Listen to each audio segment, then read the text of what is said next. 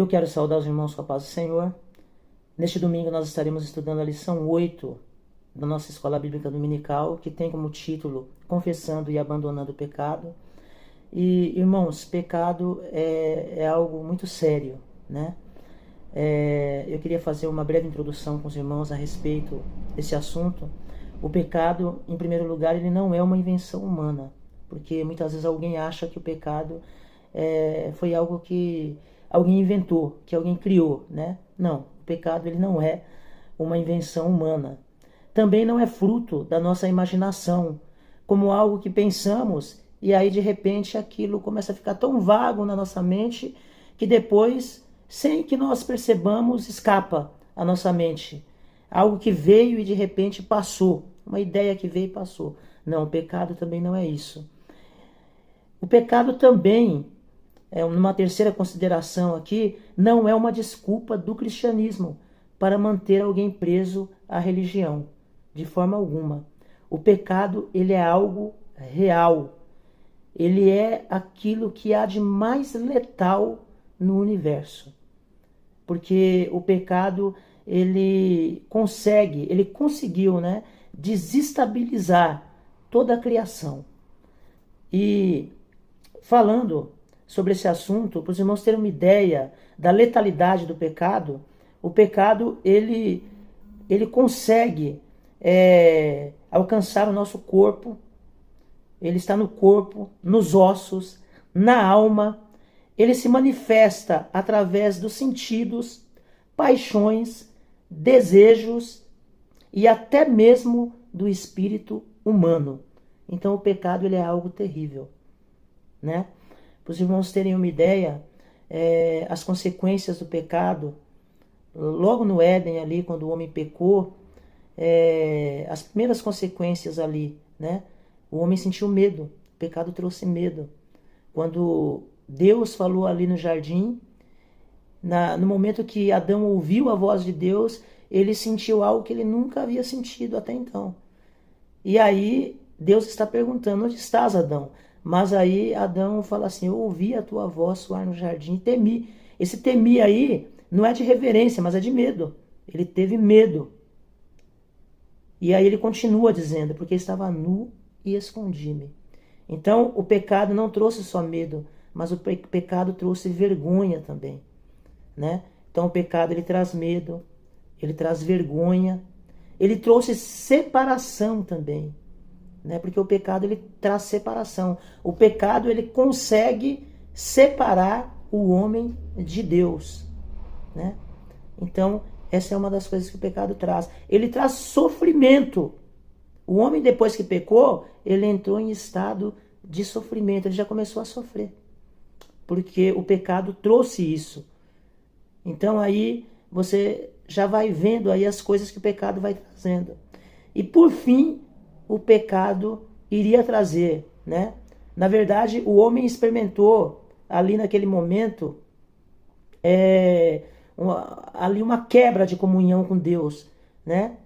Mas o pecado ele trouxe a morte também. Então, o pecado ele vai trazer também a morte nas suas três dimensões.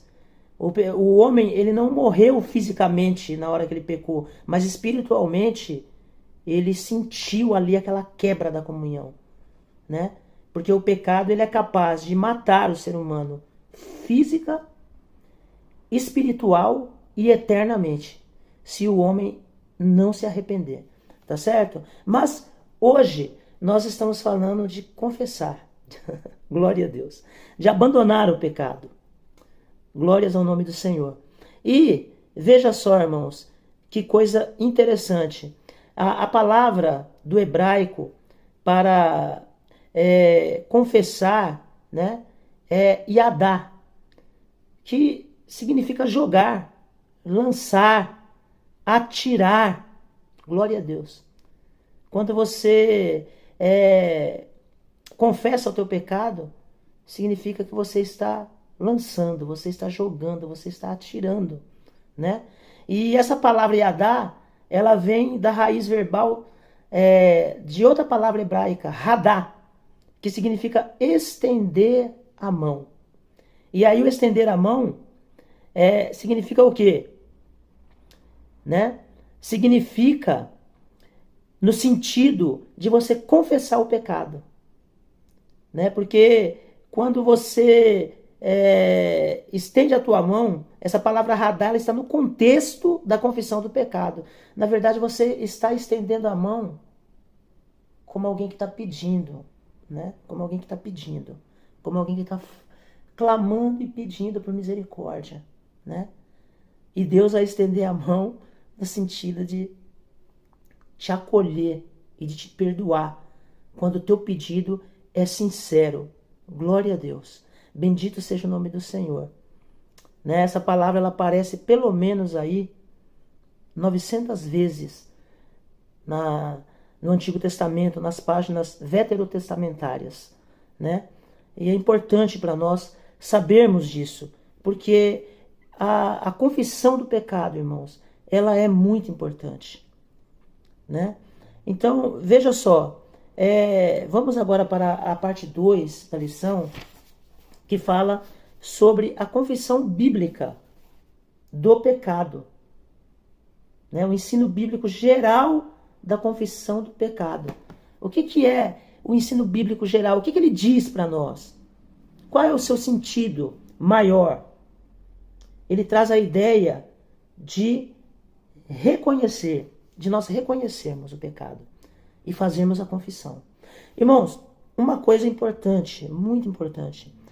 Por que hoje, muitas vezes, existe uma frieza espiritual na igreja? Porque hoje existe... às vezes nós não vemos Deus operar como nós queríamos ver Deus operar. Por quê? Porque antes de haver essa confissão de pecado, precisa haver a convicção do pecado. E nós estamos vivendo em um mundo tão terrível que a convicção do pecado ela está passando longe das pessoas, né? Eu estou me incluindo aqui, junto com os irmãos. Nós precisamos ter convicção de pecado, porque muitas vezes nós pecamos e sequer ficamos convictos disso. Nós começamos a levar o pecado como alguém assim que um convidado nosso. Nós convidamos ele para estar conosco, né? Nós fazemos amizade com o pecado. Nós começamos a brincar com o pecado. Nós começamos a agir da maneira que nós não devíamos agir com o pecado. E aí o pecado ele vai se enraizando na nossa vida. Quando nós vamos ver, nós já estamos frios, a convicção do pecado já foi embora, nós já não temos mais aquele sentimento de convicção do pecado. Porque quando a convicção do pecado vem, irmãos, você não aguenta. Aí também vem o arrependimento. Glória a Deus. Aí sim vem a confissão do pecado. Você fica convicto. E aí você se vê como um pecador diante de um Deus santo. E você confessa o seu pecado, né? E aí nós vamos aqui, olha, para a parte 3, olha, do tópico 1 ainda, né? O símbolo da confissão do pecado. No ato da confissão dos pecados, a pessoa reconhece de maneira autônoma. Nós reconhecemos de maneira autônoma. O que é reconhecer de maneira autônoma? É eu tomar aquela posição de que eu sou pecador. É quando eu vou orar e eu vou confessar o meu pecado, eu não querer, irmãos, ficar fazendo barganha com Deus. É eu não querer ficar me justificando para Deus. Não, Senhor, eu fiz, mas... sabe, Senhor, eu caí, mas... eu errei, mas, porém, todavia... Não, irmãos, não. Não, de maneira nenhuma. É você reconhecer de maneira autônoma. Você dá nome ao teu pecado, porque pecado tem nome. Você chega diante do altar, aleluia. Você abre o teu coração, você rasga o teu coração. E você fala com Deus. E você confessa o teu pecado. E você fala, Senhor, eu sou pecador mesmo. Eu errei, eu não sou digno, né? Você vai fazer a oração lá do fariseu e do publicano, né? Lembra do fariseu? O fariseu, meu Deus do céu, que oração difícil, né? Senhor, não sou como os demais homens. Será que Deus ouve um tipo de oração dessa, irmão? Será que Deus ouve? Não sou como os demais homens, nem mesmo como este publicano. Jejuo 2 vezes por semana e dou o dízimo de tudo quanto possuo. Irmãos, esse tipo de oração, ela não passa do teto. Mas, quando o publicano foi fazer a oração lá, ele não conseguia nem olhar para cima, mas ele batia assim no peito, olha. A boca não conseguia falar, mas o coração gritava. O coração, ele estava escancarado. Tem misericórdia de mim. Pecador, pecador. Aleluia. Lá dentro, devia passar um filme dentro do coração dele, de tudo que ele tinha feito. E ele não conseguia nem falar, irmão, porque o filme estava passando lá. E ele estava, tem misericórdia de mim, tem misericórdia de mim. Pecador. Glória a Deus. E ele desceu. A Bíblia diz justificado, né? Ele foi justificado para a sua casa. Glória a Deus. Irmãos, vamos para o tópico aqui 2. Olha só, confissão de pecado, um caminho de cura e restauração. Né? Porque quando você confessa, você é curado e restaurado. Veja que existe um perigo do pecado não confessado. Né? Pecado escondido, irmão. Eu não estou falando de pecado escondido desse ou daquele, não. Né? Eu estou falando pecado que você não confessa. Porque mesmo diante de Deus ninguém esconde pecado. Deus sabe quem eu sou. Deus sabe quem você é. Eu sempre gosto de falar que Deus nos vê do lado do avesso. Deus não vê o Sérgio do lado de fora. Deus vê o Sérgio do lado de dentro. Deus não me vê de fora para dentro. Deus me vê de dentro para fora. Quando Deus me vê, Ele está me vendo lá de dentro para fora. Por isso que quando Jesus perguntou para Pedro assim, tu me amas? Só na terceira vez é que a resposta veio como Jesus queria. Porque não adianta, irmãos. Jesus sabia quem era Pedro, glória a Deus. Deus sabe quem sou eu, Deus sabe quem é você. Então, veja só, o pecado, quando ele não é confessado, você vive uma vida de aparência. Deus está vendo. Deus está vendo você, Deus está vendo eu. Tá lá o Serginho, tá lá, né? Que aparência, que bonito, né? Por fora tá bonito, mas por dentro. Não, irmão, não é isso que Deus quer, não. Deus quer uma vida de verdade na presença dele. Aleluia. Glória a Deus. Mas eu estou sempre pecando. Então confesse sempre. Aleluia. Não fique com esse pecado em cima de você. Sempre confesse, sempre fale com ele. Sempre ore a ele, sempre peça misericórdia para quem pode ter misericórdia de você. Glória a Deus. E ele te perdoa. Né?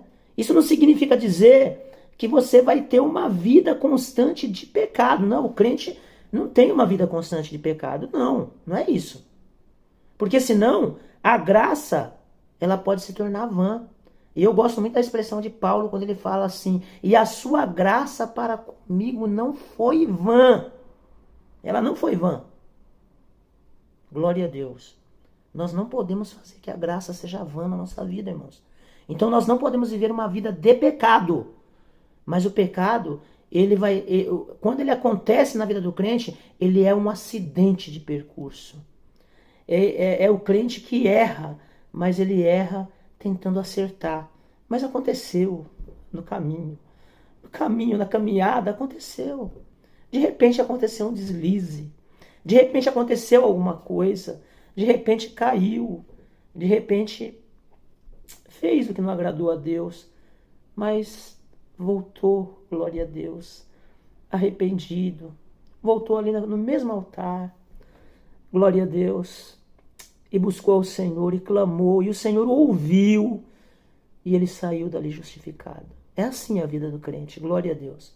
A Bíblia diz, aquele que encobre a sua transgressão nunca prosperará, mas o que confessa e deixa, glória a Deus, alcançará misericórdia.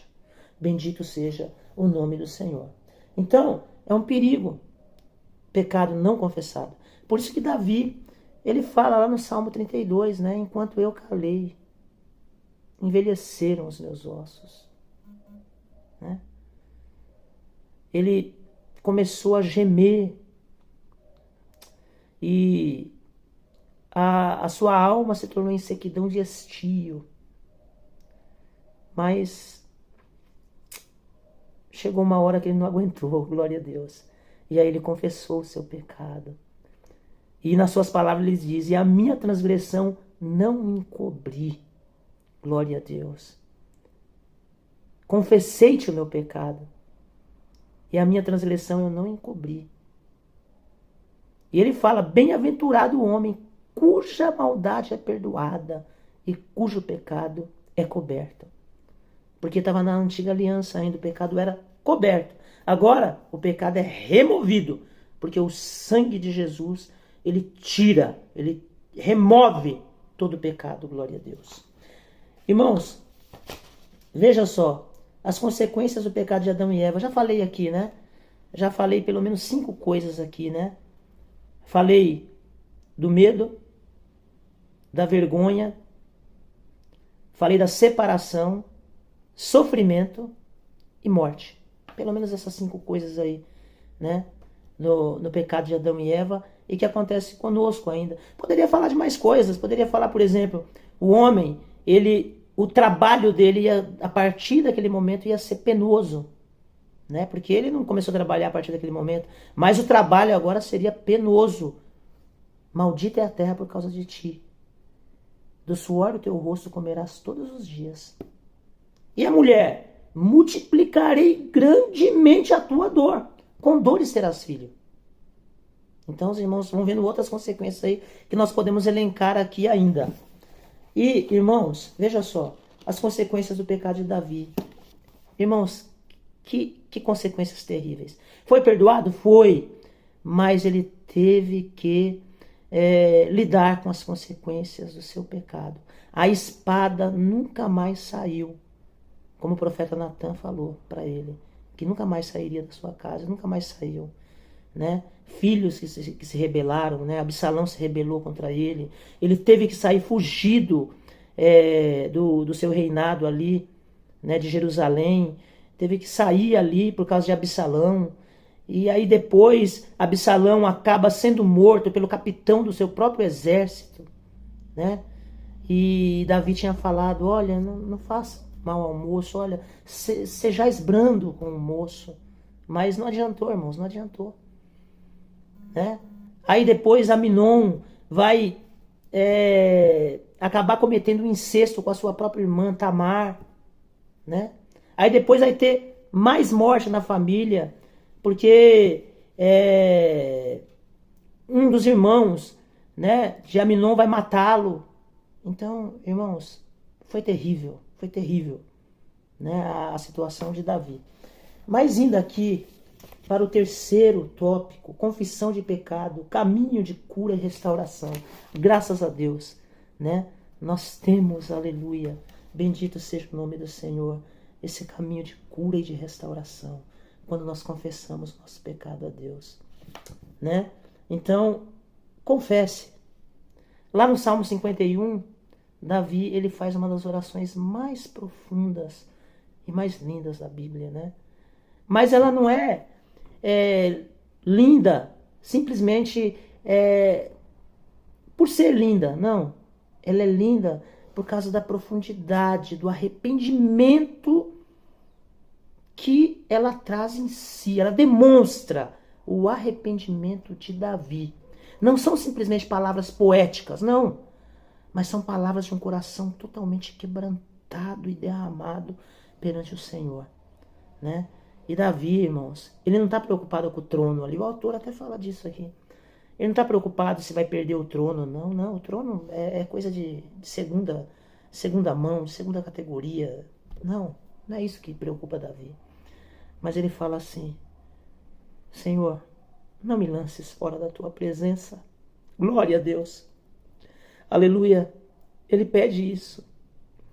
Nem retires de mim o teu Espírito Santo. Ele usa esse termo neotestamentário. Esse termo que é usado só em Salmos e em Isaías. Davi é um dos que usa. Nem retires de mim o teu Espírito Santo. Onde o Espírito Santo é chamado pelo nome que é usado geralmente no Novo Testamento para o Espírito de Deus, Espírito Santo. Não retires de mim o teu Espírito Santo. E aí Davi continua: torna a dar-me a alegria da tua salvação. Ele não queria perder, irmãos, a alegria da salvação. Aleluia. E o Senhor restaurou ele. Glória a Deus. Alcançando a cura e restauração, né? Ele alcança. Bendito seja o nome do Senhor. Mas para isso, irmãos, como diz aqui, né? Nós temos que trilhar o caminho, uma jornada de sofrimento espiritual, né? Nós temos que trilhar uma jornada de humildade, quer dizer. Nós temos que trilhar uma jornada de humildade. Senão, nós vamos ter que trilhar uma outra jornada de sofrimento espiritual e emocional. Se nós não quisermos confessar o nosso pecado, a nossa jornada vai ser de sofrimento espiritual e emocional. Mas, se nós quisermos cura e restauração, a nossa trilha vai ser pelo caminho da humildade, da confissão do pecado. Confesse. Fale com o Senhor. Rasgue o teu coração. Confessar implica em reconhecer primeiro. Você reconhece. Segundo, confessa. Terceiro, deixa. Abandona. Abandona o pecado. Abandona o pecado. Glória a Deus. E olha, irmãos, né? A conclusão aqui. Eu queria terminar com aquilo que o apóstolo João fala. Se confessarmos os nossos pecados, aleluia, Ele é fiel e justo para nos perdoar e nos purificar de toda injustiça. Que Deus abençoe a todos os irmãos, em nome